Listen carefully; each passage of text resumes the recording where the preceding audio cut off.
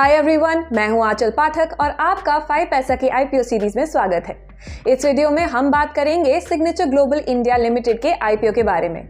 हमने कंपनी की management team से भी बातचीत की है। इस इंटरव्यू का लिंक आपको डिस्क्रिप्शन बॉक्स में मिल जाएगा। तो चलिए वीडियो शुरू करते हैं आईपीओ सिनॉप्सिस के साथ। लेकिन उससे पहले please like, share and subscribe to the 5 paisa YouTube channel to stay updated with the latest IPO as well as stock market news. इस आईपीओ का इशू ओपन होगा ऑन 20 सितंबर और 22 सितंबर को ये क्लोज होगा। आईपीओ की टोटल वर्थ है ₹730 करोड़। इसमें फ्रेश इशू है 603 करोड़ का और एक ओएफएस भी है 127 करोड़ रुपीस का। प्राइस बैंड सेट हुआ है फ्रॉम 366 टू 385 पर शेयर। इसका लॉट साइज है 38 शेयर्स पर लॉट। शेयर्स अलॉट होंगे ऑन 27 सितंबर और 4 अक्टूबर की लिस्टिंग डेट है। ICICI securities limited, Axis capital limited, Kotak Mahindra capital limited issue के बुक रनिंग लीड मैनेजर्स हैं। इशू के ऑब्जेक्टिव्स पर नजर डालें तो net proceeds debt payment, land acquisitions और जनरल कॉर्पोरेट पर्पसेस के लिए यूज होंगे। अब हम कंपनी की फंक्शनिंग में एक डीप डाइव करते हैं। सिग्नेचर ग्लोबल लिमिटेड 2000 में एस्टैब्लिश हुई थी। कंपनी रियल एस्टेट डेवलपमेंट में इन्वॉल्व है। कंपनी के विजन के अकॉर्डिंग ये पब्लिक को वैल्यू होम्स प्रोवाइड करना चाहते हैं with attractive designs and amenities. Company Delhi NCR region में अफोर्डेबल और मिड सेगमेंट हाउसिंग यूनिट्स बनाती है। एज ऑफ मार्च 2023 इन्होंने 27,965 residential and commercial units sell की हैं। ये सारी यूनिट्स दिल्ली एनसीआर रीजन में स्ट्रेटेजिकली प्लेस्ड हैं। Company Affordable Housing Policy 2013 notified by the Town and Country Planning Department, Government of Haryana and the Affordable Plotted Housing Policy और the दीन दयाल जन आवास योजना के under projects develop करती है। अब हम इस इंडस्ट्री को अच्छे से समझते हैं। FY23 के दौरान housing sales 3.47 lakh crore rupees तक पहुंच गई थी विद अ 48% YOY इंक्रीज। 2022 में अफोर्डेबल और लोअर मिड इनकम सेगमेंट्स में हाउसिंग यूनिट्स के सप्लाई में बढ़ोतरी देखी गई थी with an annual increase of 29% compare to the previous year.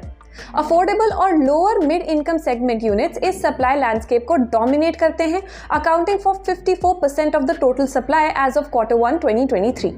और तो और मिड इनकम सेगमेंट यूनिट्स ने भी 70% इंक्रीज देखा कंपेयर टू प्रीवियस ईयर। ये change government policy support, strategic interventions और राइजिंग हाउस होल्ड इनकम्स की वजह से देखा जा रहा है। बात करते हैं फाइनेंशियल्स के बारे में।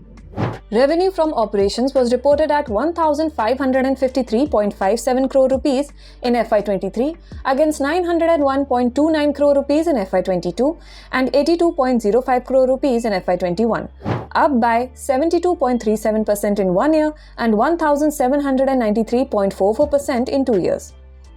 EBITDA amounted to 215.57 crore rupees in FY23 against 27.38 crore rupees in FY22 and a negative 58.28 crore rupees in FY21, up by 687.33% in 1 year and 469.89% in 2 years.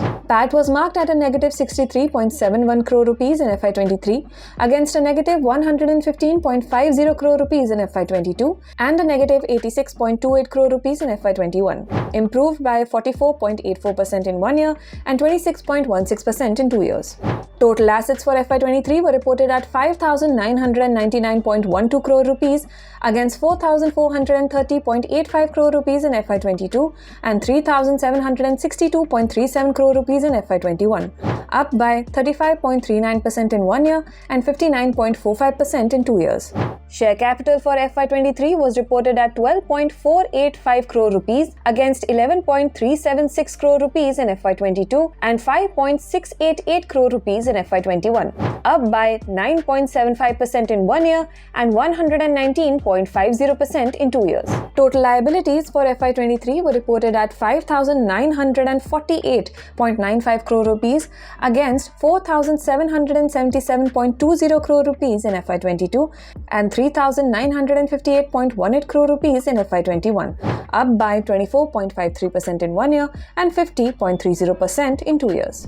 अब हम कंपनी से रिलेटेड कुछ स्ट्रेंथ्स और रिस्क की बात करेंगे। सबसे पहले नजर डालते हैं स्ट्रेंथ्स पर। कंपनी दिल्ली एनसीआर में largest affordable and lower mid and mid segment real estate developer है। इनका ब्रांड अच्छी तरीके से एस्टैब्लिश है और इनका एक स्ट्रॉन्ग डिस्ट्रीब्यूशन नेटवर्क भी है। कंपनी की ग्रोथ काफी तेजी से हो रही है और ये रैपिडली स्केल अप भी कर सकते हैं। कंपनी पब्लिक को अफोर्डेबल रेट्स पर एस्पिरेशनल लाइफस्टाइल प्रोवाइड करती है। Standardised product offerings, quick turn around and end to end in house project execution expertise भी है इनके पास। इनके कैश फ्लोज पॉजिटिव हैं और डेट भी कम है। एंड लास्टली सस्टेनेबल डेवलपमेंट पर इनका फोकस है। अब रिस्क की बात करते हैं। कंपनी ने पास्ट में net loss and negative net worth report किया है। इनका बिजनेस दिल्ली एनसीआर की रियल एस्टेट मार्केट पर डिपेंड करता है। लैंड प्राइसेस में इंक्रीज हुआ तो ये रेवेन्यू फ्रॉम ऑपरेशंस को अफेक्ट कर सकता है। बिजनेस कैपिटल इंटेंसिव है और इंडस्ट्री काफी कंपेटिटिव है। पब्लिक हेल्थ क्राइसिस कंपनी की प्रॉफिटेबिलिटी को अफेक्ट कर सकता है। And lastly the withdrawal of certain benefits under the Haryana affordable housing policy 2013 and the Deen Dayal Jan Awas Yojana में adversely affect the business. Thank you so much for watching this video. We hope कि आपको इस video के through इस IPO से related सारी जानकारी मिल गई होगी। क्या आप इस आईपीओ के लिए अप्लाई करने वाले हैं? हमें कॉमेंट सेक्शन में जरूर बताएं।